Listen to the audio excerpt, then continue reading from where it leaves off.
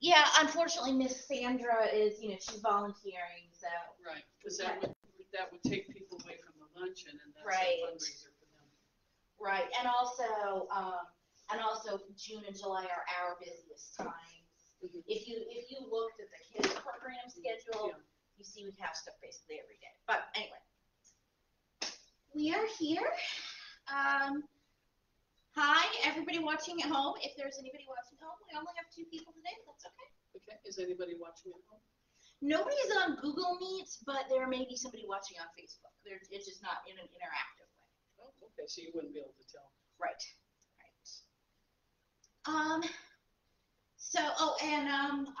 We were just talking about all the other stuff we have going on in the library. We have adult programs, Tai Chi every Thursday at noon for June and July, and then nutrition classes every Thursday at 4. Is the fan on? The fan is on. So, the air conditioner is on. I don't know if the fan is on. Let me turn the fan on. And do you want to talk about something you've enjoyed recently?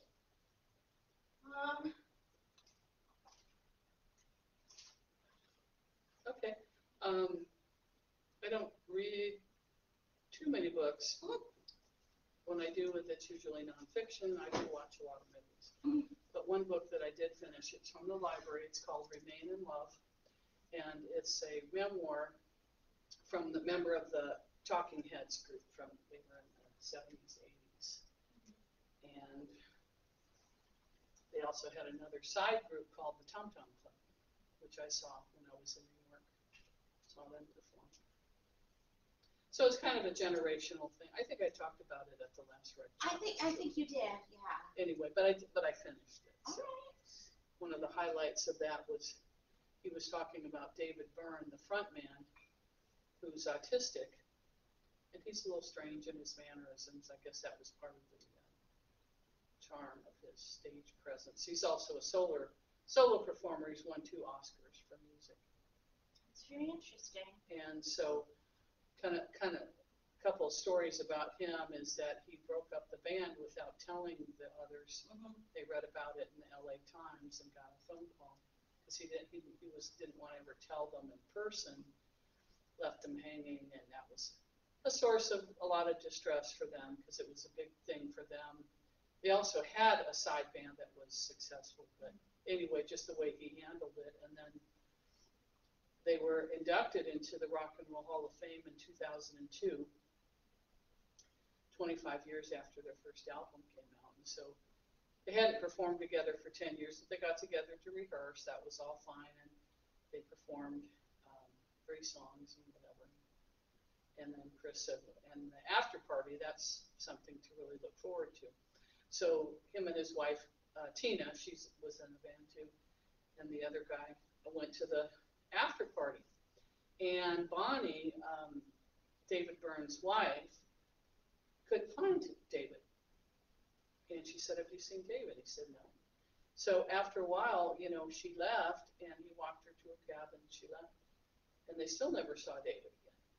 And finally, Chris got a hold of him by phone, and he said, well, I decided to leave Bonnie. And that's how he did it, by ditching her party, which seems like something most people wouldn't do that way. That seems a little bit of poor communication there, yeah. So that was something that jumped out at me. Mm-hmm. There was lots of other stories about how they would produce albums for other groups. They were into like the I forget what the term of it is for the Tom Tom Club, but different influences from Africa and dance and everything. So they would produce these albums out in the Bahamas, and he had stories about people being on drugs and having to deal with difficult personalities. One of them was a guy named Ziggy Marley. He was the son of the late Bob Marley. And they were going to produce his album, and he was kind of prejudiced against women. I forget the term. Misogynist? Yes. Yeah. And Tina was actually just as technically proficient as Chris, both musically and in the technical aspect. But anyway, so, and he told him that. And he wasn't real communicative. So they invited Ziggy out on the boat. And so we went on the boat, just the three of them out there. And Ziggy said, I want to swim in. And swim back in. And we jump out, swim back in. And Chris says, well, it's actually a lot further than it looks. It's about a mile. And I don't think you would make it. He said, well, then in that case, you can tow me in on the tow line. And Chris said, well, I don't think you'd like that either, because if you're on the tow line, the waves from the engine are going to be in your face. Mm-hmm. And he said, do it anyway. So he did it anyway, and he kept having to stop the boat so it wouldn't be too much in Ziggy's face. And then they got to the shoreline, and Ziggy got up and just walked away without saying anything. So, you know, there's, in the music business, you know, there's all that. Difficult personalities, maybe some drugs. Yeah, that does sound interesting. I'm not really familiar with them musically, but that definitely sounds like an interesting, you know, human interest story. Yeah. The band is like, they weren't trying to be cool. They looked like librarians, is one of them. Mm.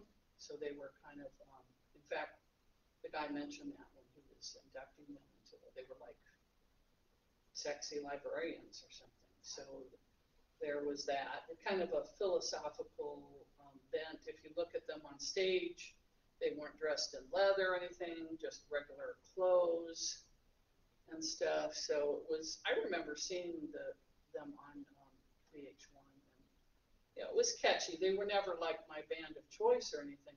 But when the Tom Tom Club released that single, Wordy Rappin' Hood, I did like that. I bought the tape, not knowing even that they were associated with the Talking Heads, and then I met them. I got Tina's autograph at the club in New York in 1989. And now that Chris is on Facebook, he's very communicative. I scanned the picture. I'm going to send it to him on Facebook Messenger. But I was also waiting to try to find the postcard that Tina signed for me so I could include both of them. So, because it was kind of an unusual request on the postcard. But anyway, so that's what I've got to share on the book Remain in Love, and I'm waiting for the book Spare. I'll put that on hold again. So your turn, and I'll talk about a movie after. All right. Well, I was a little worried that I wouldn't have anything to talk about because I haven't read a whole lot recently. So these are books that I read a little while ago, but I thought I really enjoyed them and wanted to bring them to people's attention. One thing too, you've read The Lost Brothers already? Not yet. Okay, because I was going to say, if you wanted to mention that, it might help. All right. Incur interest, or I'll mention it now. Yeah, I'll mention it. I always for book club, I have to read it. I have to start reading it just a few days before, or I will forget it. So, and I'm probably going to read it on Libby, because we only have the one physical copy plus yours that you lent out. So yeah, Lori, I'm going to have to text her and ask her. I hope she didn't forget about it or lose, because Tosh wanted to borrow it next. Mm-hmm. Yeah, and I know our copy is checked out, so I mean it is being read. So hopefully we'll get some turnout at that book club. That's the end of June, and then the July book is going to be the Allison at Work by Kate Quinn. And I wanted to mention, I think you know this because you like always come to recommendation groups, but a couple of other people that I talked to were like, oh, the kinds of books I like, other people don't like, or wouldn't be good for book club. And I want to say, like, it doesn't matter. We do usually pick a book club book at recommendation group, and they're all very different. Right, yeah. And the things you recommend don't have to be books that would be good for book club. I mean, it doesn't matter. It's just sharing, and then it's just sharing, yeah. And we also talk about movies and TV shows and like things that aren't even books. So I don't want anybody to feel like, oh, well, the book I like wouldn't be a good book club book, so can't come to recommendation group. That's they're two separate things, but they're combined into Right. one program to Right. recommend that. So, the first book I want to talk about, this one I think actually would be a good book club book. It is There by Tommy Orange, and it's one of those stories that is, lots of different characters, and then over the course of the story, you see how their stories intersect and how they, their plot lines come together. So you think it's like a dozen stories, but it's... You don't know that it's interconnected. You do, yeah. Can you hold it up? Yeah. For more than a second. So you can kind of see... You kind of see some of the connections. It does have a lot of characters. It is a lot to keep up with.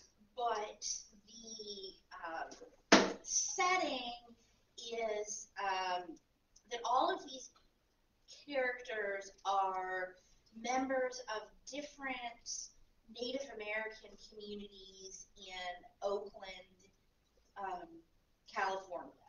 And the reason the book is called There is because Oakland, California is, I'm trying to remember this because this was actually brought up to me by a friend of mine who lives in that area. There's a sign in San Francisco.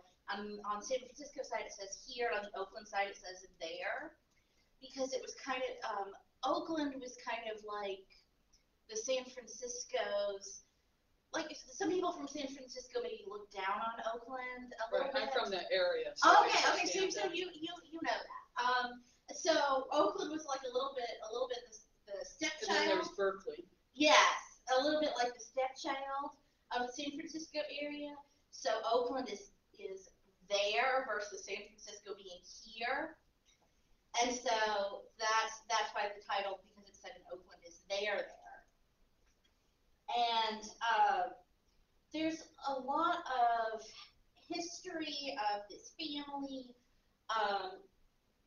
that was involved in the occupation of Alcatraz in the 1970s, which I went down a little bit of a rabbit hole reading about. That was a Native American civil rights movement that went to Alcatraz Island to demand, equal representation. And then as the story kind of, there are two teenage girls at Alcatraz, and they're sisters. And at the protest. And the older sister is raped and gets pregnant. And then we see what happens to the family after that, and how she, struggles with the trauma of what happened to her, and what time period is it again?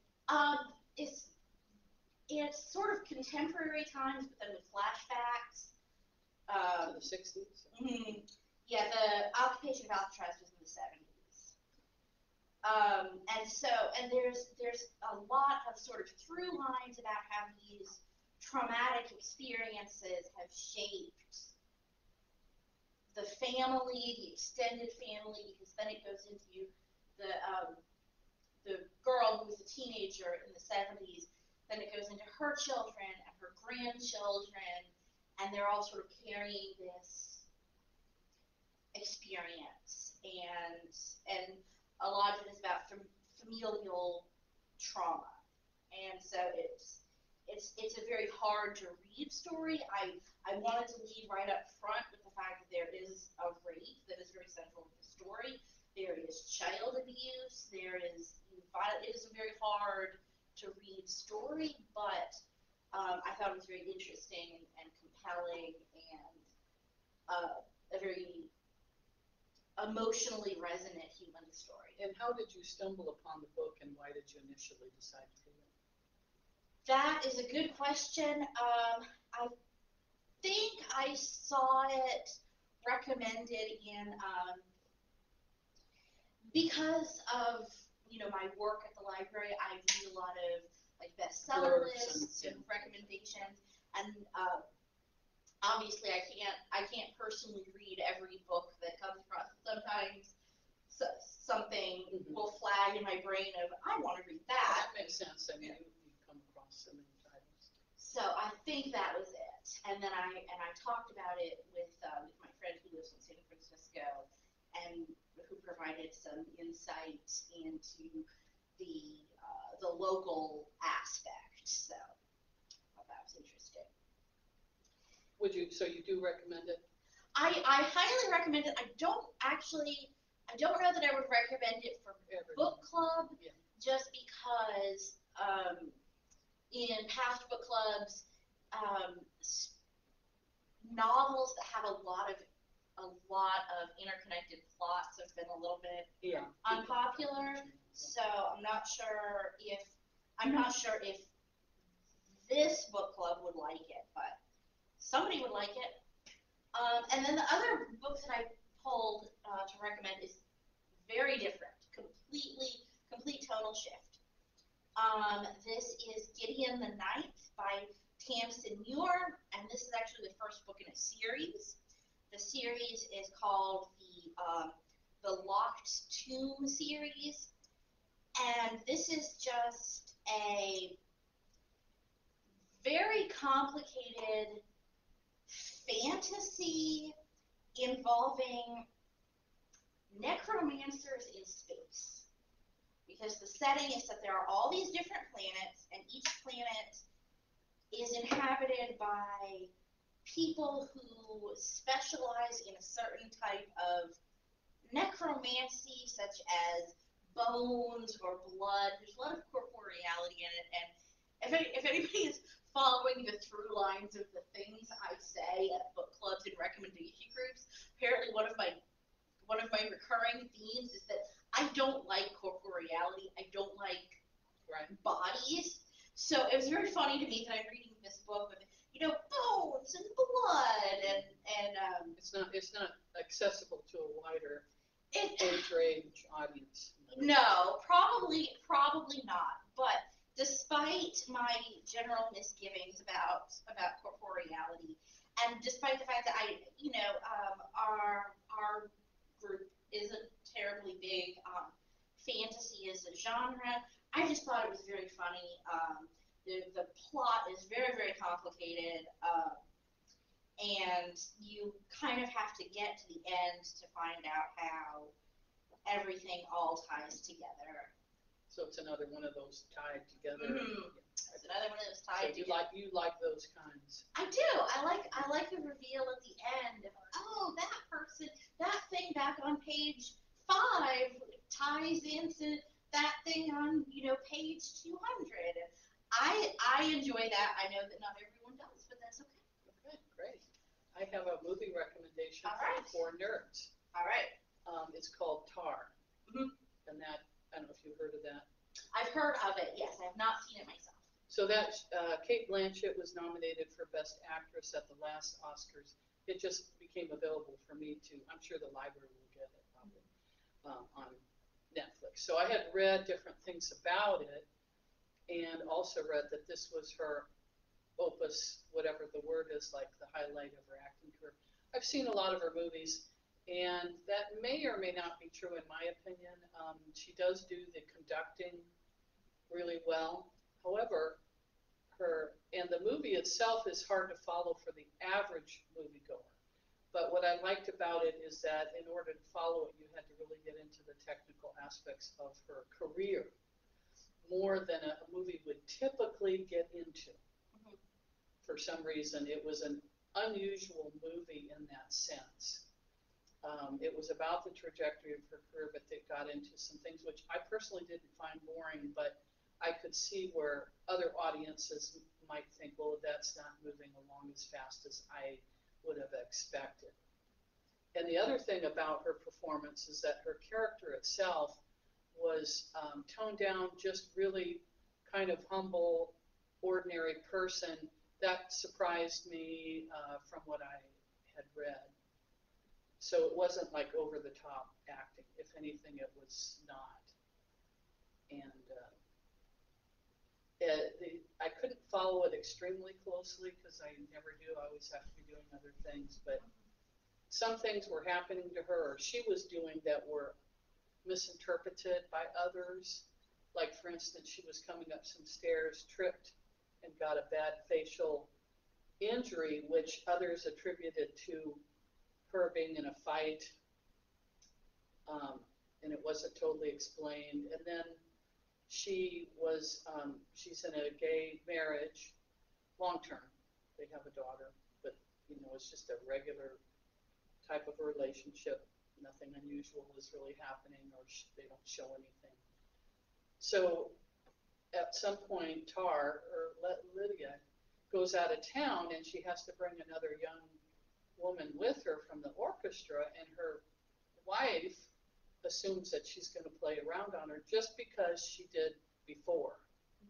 But that wasn't the case. She actually needed someone to help carry her luggage because her arm was injured as well. And it even shows how she invited the young woman to dinner. The young woman, she was a cellist, declines and said, "No, I have jet lag." But then Lydia goes out into the hallway later to get some ice for her thing and sees the young woman all dressed up to go out. So it was like, there was a few things like that that were happening to her that were misconstrued by others, plus something that she actually did do wrong or could have caused drama that did get her in trouble. Like, she was not recommending this other young woman and had some bad thing, or just like, don't hire her type things to a number of people. And I really shouldn't say anything more, okay, because that's the movie. So I came away from the movie understanding why she didn't win the Oscar, just because it was embedded in a movie that was not your typical Oscar movie that you would normally, because it's not just the performance. Sometimes, like, the whole movie has to be accessible to a certain extent, usually, for that person to win the Oscar. So if you like conducting, if you're into classical music, if you're into the trajectory of someone's career and different languages and cities where they've conducted, then that movie is for you. And if you're not, you still might find something about it to like. All right. I can go on and recommend a different kind of media, and that is, I watch a lot of YouTube podcasts. I'm into true crime, disappearances, narcissism, COVID vaccines. But in this case, there's a series by Nancy Grace, narrated, called Bloodline Detectives. And what that means is genetic genealogy, because in the past 10 years, a lot of folks have donated their DNA, blood, to find out what their ancestry is. And it's due to that it's in a database now that they can actually solve crimes. When someone commits a crime and they leave blood or other samples behind, and they've never committed a crime before and or were never caught, then there is no database for which to solve that crime. But thanks to genetic genealogy, they can do a profile, find out the relatives, then narrow down a suspect, then turn it over to law enforcement and get the sample from that person, match it up, and then charge them with a crime. So this is something where these samples have been literally refrigerated for decades in some cases, like for 80 years in one case. They kept it until the rise of genetic genealogy, and they finally solved it, sometimes after the perpetrator had died. And there was a few cases that just, like, my jaw just dropped on what kind of, what happened and stuff. And then, but their children found out because they donated their blood, and then it was confirmed. So I recommend that if you're interested in that. That is interesting. I would be really curious about, like, the legality around that, because, like, I know that, like, for example, the people that donate, you need a court order to get a blood sample. Right, but when people, they literally are paying a company to examine their, so there's probably something that they signed. But we also know that in today's world, there's a lot of boundary crossing on things. However, I understand your question, and I'm not sure what the answer is, but I'm guessing that they would have to, in some way, do that. And that, but many crimes have been solved. There's one that stood out for me from 1956 in Montana. An 18-year-old airman was dating a 16-year-old local girl. They went out on a date because sometimes people go to Lover's Lane and it's a little bit isolated. So in that case, someone approached them, they killed the young man, shot him, brought the young woman to another location where she was raped and murdered in 1956. And they had no suspects. They did have some of the DNA, sample, and they kept it for all those years. It never matched up to anyone in the database. So that person either never committed a crime again before or was never caught. They finally solved it. So what it was a rancher, somebody who had horses, and she was on the paper route. She delivered papers to him. Oh, okay. So it was finally solved, and then his children had given their samples, and so, he had died. But it was just flabbergasted. It's like this small community and no leads and no thoughts, and then they find out years later what had happened. That was one that floored me. Yeah, that does sound interesting, and that he got away with it for his whole life. And that's in other cases as well. And I know that there have been cases where like people in prison have been exonerated because of a DNA test. Right. That was yes. Yeah. That was something even previous to the genetic genealogy. So yeah, that is interesting. And I like Nancy Grace. I like how she narrates it. It kind of surprised me because she had her own show on CNN where she would interact with guests and stuff. But now she's doing this, and but it's scientific, and anyway, that's that. All right, that's interesting. I don't really have. Oh well, if we can do podcasts, I really like Criminalia, which is a series about historical crimes. Like they did a series about women poisoners. They did a series about fraud. They did a series about impersonations, and they did a series about witchcraft and alchemy. And they just go through different, time periods where people were convicted of these crimes, and go through like what was the evidence against them, what were they accused of doing, what did they do, and then they kind of like look at it sort of from a modern lens, like does it look different now? Does it look like maybe the evidence against them was solid or was not so solid? So that's kind of interesting, and might be kind of intersecting the history and forensics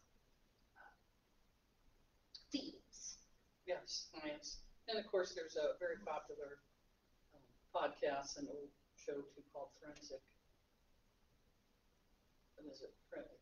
Forensic something. But it's both on TV and then it's also available on podcasts. So. Okay. Right. I really have anything else to recommend. I've been reading a lot of fan fiction lately, but I don't think I'm legally allowed to recommend that. Okay. Well, there's a movie I'm going to watch again because I bought it at the thrift store, but I saw it before and I liked it enough so I could mention it. I'll donate it to the library when I'm done. It's called The Wife. And here's another one for nerds or literary people. So her husband is nominated for the Nobel Prize, the one in Sweden where they go, yeah. And he's a novelist.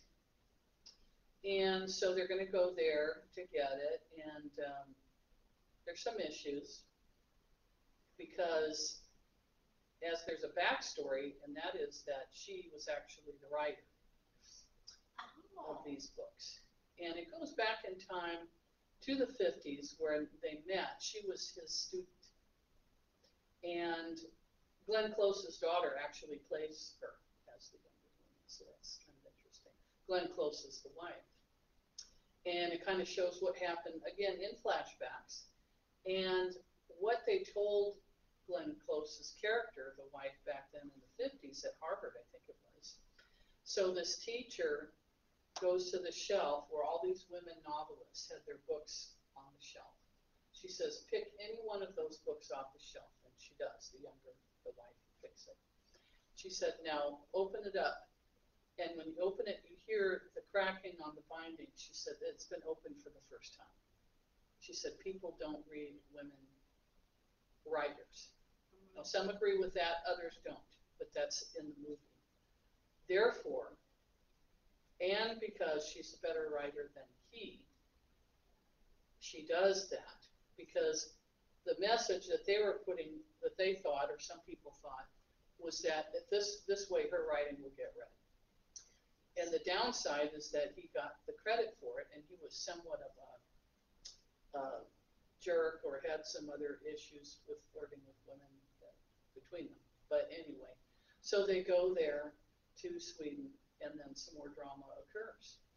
And so that's, I'm looking forward to watching it again because I always get more out of it the second time around. There was also a big drama because Glenn Close really expected to win the Oscar for this, and I can understand why. Not only was it a great performance, but the movie itself was very accessible to the average watcher. And I learned about the Nobel Prize and how they had to rehearse and stuff like that. And and then somebody was on to the truth and confronted Glenn Close and, her reaction and so on and so forth. It kept my interest. Yeah, that does sound interesting. So she was basically just using her husband as a pen name. Like, he wasn't really involved in the process at all. Not really. Okay. But because he was already more well known and a professor, he was somewhat known. Okay. And so what the person who confronted her said to her is, we noticed that after you two got together, his writing increased enormously. The quality increased enormously. Somebody noticed that and confronted her. Okay, so I'm not going to, give any more, watch the movie. I do recommend it. And, Glenn Close had been nominated before, just going back to the whole Oscar race thing. And so I think it was legitimate that she expected to win and her fans expected her to win. In fact, she had a gold dress for the Oscar party that was very heavy, gold, whatever it was made of. And she still wore that and danced. The person who did win was from a movie called The Favorite. Now, Olivia Colman is a great actress, but that movie I didn't care for. I didn't even finish it. So, again, that's my take on that. But The Wife is the name of the movie. Okay. Not sure if it's a novel, too. All right. Well, that does sound interesting. You haven't seen it? Nope. Well, I'm going to donate my copy, and when I'm done, or maybe it's also available now. But then at least this library will have its own. All right. Yeah, that would be great. Yeah, I don't watch a lot of movies, so I'm always behind on the things like that. Right. A lot of people are moving away from movies and moving on to Netflix series and so forth.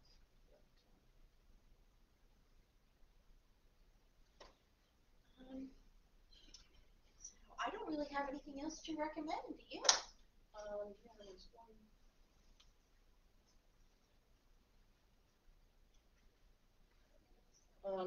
What time is it? Do we have enough time?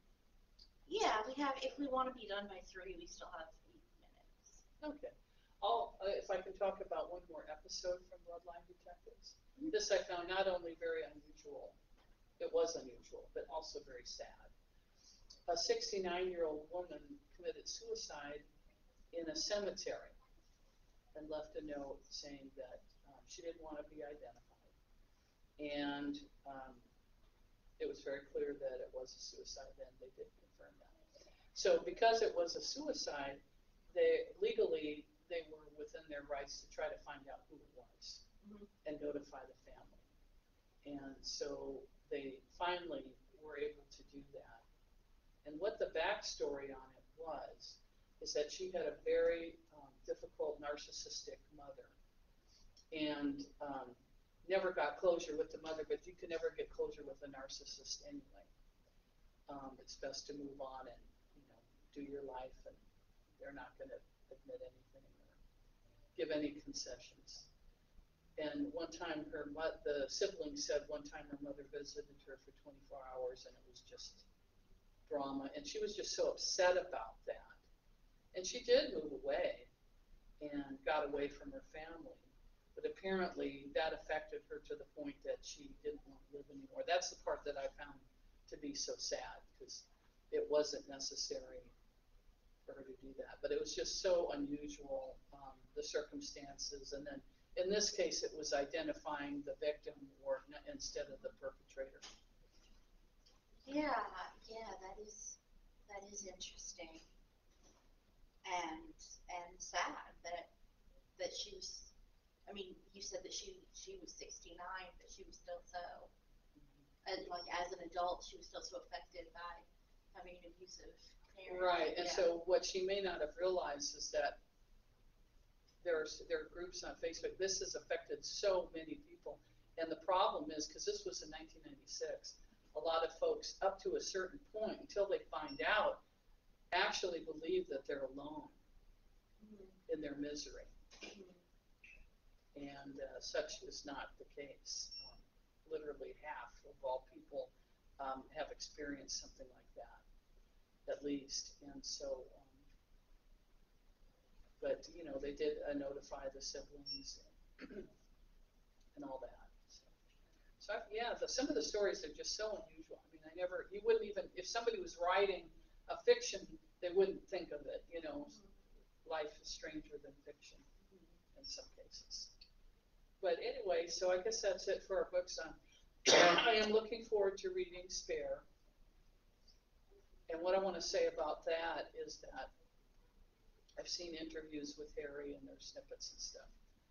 And I find it very, very unfair that the world piles on to his wife and claims that calling her names like a narcissist and whatever, it just seems very, very inappropriate that this is something that the media is actually condoning this. Like, this is okay to do to an individual. So right, that it's just like, that it's like a targeted harassment. Yeah. Yeah, and I haven't read that either, but I do think that it's so interesting that like especially in the U.S., because we don't have a monarchy, that we kind of romanticize monarchy, you know, and in some ways being born into that life, you know, maybe a curse, or, you know, maybe more. Right, more and even trying to walk away from it. Like, he doesn't have a right to do that. If you're born into something, that means you didn't choose it. Right. So yeah, that definitely sounds interesting. And other things they throw at Harry are like, oh, well, they live an opulent lifestyle. And it's like, well, yeah, I mean, if he inherited that money and that's their money, then they have a right to do that. I mean, they're not doing anything evil or illegal or whatever, but it's like, I do feel for Harry, because no matter what he does, somebody's not going to like it. I mean, that's true in general, but that they feel the right to pile on to him like that. Some people don't agree that he even should have read the book, but I'll say this, it's refreshing. I haven't actually read it, but like just what I know about it, because a lot of people appreciate the book. A lot of people have read the book. It is a bestseller. I don't think Harry is a bad person. I don't think his wife is a bad person, as though you're not allowed, you know, any imperfections or, you know, anything wrong with it. So I mean, even though he has a lot of money, I actually kind of feel sorry for him, because he can't escape that particular thing. Right, and didn't choose, like, has never had the option of being a private person. And I'm sure any of us, if we had been in the spotlight from birth, we would have had moments where we didn't look good, or, where we might have made a mistake, or, done something that was regrettable. But, most of us have the luxury of that being private. So that is interesting that for someone born into a public family, that they don't have that. They don't have that, like, right to be human, I guess. Yeah, they can't unchoose it. Mm-hmm. So, I mean, they have to try to make the most of it, which is probably why he wrote the book, or he is in a TV series, or whatever they're doing. I really don't keep up with it. But since you can't escape it in the first place, I mean, I understand that he would do something with it. I just hope that his life continues to be okay, and that, his family isn't split up or anything, because he has 2 children, and so, yeah. Yeah. I think that's everything. We will be back here for book club, where we will be discussing The Lost Brothers by Jack L. Hay. And that is going to be, I'm pulling up the calendar so I can make sure that I have the date exactly right. I know that it's 29th? It should be the 29th at 2 o'clock here at the library or on Google Meets. And that's a true crime story. Well, technically, they don't know what happened to the boys. Mm-hmm. But one of the theories involves true crime. So if you're into that, mysteries, disappearances, North Minneapolis in 1951, I highly recommend it. All right. And then we will have another recommendation group on July 6th at 2 o'clock here at the library or on Google Meet. And then the next book club, the July book club, will be The Alice Network by Kate Quinn, and that will be July 27th. And I guess we haven't picked a book for August. This is my handyman, real quick. Okay. Hey, Bruce. Hey. We're gonna try this one more time. Okay. I'm gonna leave these receipts there. It's just gonna be that one sink on the right. As you're facing it, like you're washing dishes. Mm-hmm. Because I don't know about the other one, if it's leaking or not. I don't think it is, but. Well, the one on the right is the one that I always used. Okay, well, so that's probably it. And get the water where it can stay on, and you can crush your tank. But I'm gonna leave these receipts here. This shit's run to, I don't know what it is. I'm not even gonna charge for the labor. Yeah, okay. And I can't do no better than that. It's just ridiculous what these people. We just bought this. How much was that? Well, she knows about it. I sent her a message saying that you had to buy more parts and stuff. $18 more right there. Okay. Yesterday was, well, it ain't gonna be 50, but it's gonna be pretty high. Okay, I'll take pictures of everything, send it to you and to Sharon. Okay. Okay. Great. Yeah, there you go. Okay. Thank you very much. Okay. Okay. Thank you. Bye-bye. All right. Thank you for coming, and I guess we'll do our, unless you have something you want to recommend for our August book club specifically. I would recommend Spare, but I think you had some reasons why you didn't think it was. Yeah, just because it's still in such high demand that getting enough copies for everyone, I think, would be a problem. I mean, just like with The Lost Brothers, because we only have one physical copy plus one digital copy, like everybody plus mine that I'm lending. Right. And but at least that one is pretty short. Mm-hmm. I think Spare is longer, so I would just be worried about being able to get more than enough copies for everyone.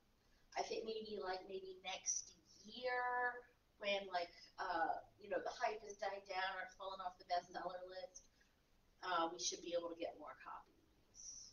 Do you keep up with like the bestseller lists or what the New York Times is? Yeah, I always look at that when I order books for the library, because we get a state funding allocation to order new books, and so I always look at like recommended lists, New York Times bestsellers. Do you see anything on that list currently that might? Off the top of my head, no. But then again, something that's a bestseller right now we might run into the same problem where, like, if it's too new that it can't be translated from other libraries, or. What about an older list that you think could be with copies? Anything come to mind? I will confess that right now I am very mentally frazzled, and I have never seen a book in my life. I don't know. We could go back to some of the runners-up from previous recommendation groups. A couple that I thought were really that I think would be good book club books. One that my mom recommended was Horse by Geraldine Brooks, and one that I recommended was Tomorrow and Tomorrow and Tomorrow by Gabrielle Zevin. Of course, I'm biased because that's the one I recommended. So I don't know. So what was Horse about? I have not read that. That was one that my mom recommended at the very first recommendation group. But it was one of those stories, like multiple generations, like there's one part of the story that's like in the 19th century, and one part of the story that's today, and one part of the story that's. So we're back to that. Yeah. And so I can't think of any really linear, just keeps going. Where is it? Franny and Zoe was linear, but I was. But hard, inaccessible for some folks. Yeah. So that one was. Well, I have a suggestion. All right. It just popped into my mind. I've mentioned it before, but I don't read a lot of novels, but sometimes I'll read a novel if I did really like the movie. And it is not real old, but it's called,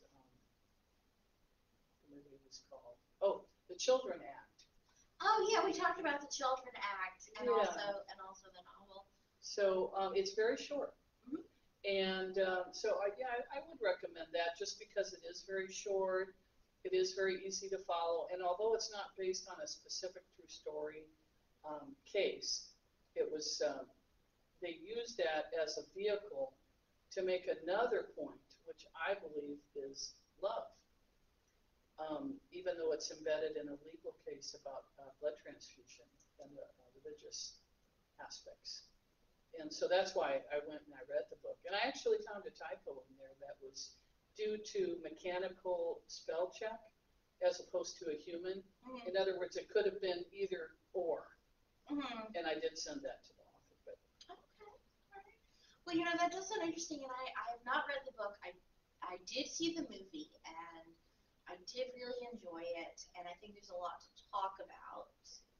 So I like the idea of doing the Children Act for August. yeah, and also because folks can also watch the movie if they want to, if that helps them. That's always kind of a plus, in my opinion, like with the crawdads sing. Mm-hmm. So I did enjoy the movie more than the book, but I did enjoy the book. I think it's accessible to a lot of folks. And it's the movie, at least. I forget about the book, but the movie is shown from the standpoint of the judge. So is the book not? I can't remember now. Okay. But they pointed that out when I was reading about the movie. Like usually you'll see in a courtroom, they're sitting there and then they see the judge come in. Mm-hmm. In this case, you see her behind the scenes and then you see her enter the courtroom and she's seeing the people. So that was, I believe it was maybe, because everything about the movie was from her viewpoint, like issues in her marriage and stuff. So probably was. Right. Yeah, well, as someone who's seen the movie and has not read the book, I would be very curious to read the book maybe compare and contrast or see. And it's definitely a topic that I'm very interested in and is very close to my heart. So yeah, children's or family and children's court, because it talks about other very difficult cases that she was facing. This is from the movie again. And her husband had a hard time understanding why she couldn't spend more time with him. And it was like, I could see that from either way. He had a legitimate issue, and she was like, wow, these are just so pertinent, these cases. So I could see that from both standpoints equally. Yeah, that's interesting. All right, so let's do the Children Act in August, and we've got the Lost Brothers later this month in June. We've got the Alice Network in July, and then we'll do the Children Act in August. All right. And maybe somewhere down the line, I may not be living here by then. All right. Maybe by September, I'll have to see like how many copies are in the state versus how many holds, how many checked out. I'll see if maybe by September the hype will have died down enough that we can get a few copies. Because I think that would be interesting. I think there would be a lot to talk about in that. Great. All right. Well, thank you for coming. I wish we'd had more people, but I'm glad we had us. 2 people. It was probably due to the Tai Chi. Yes, and having the nutrition class. I think people don't necessarily want to come 3 times. Yeah. But There might be, because that old gentleman on the wheel thing, maybe he's coming to the other one, and he usually comes to this. So. Yeah, I was one reason I was late out in the parking lot. The horn started honking on my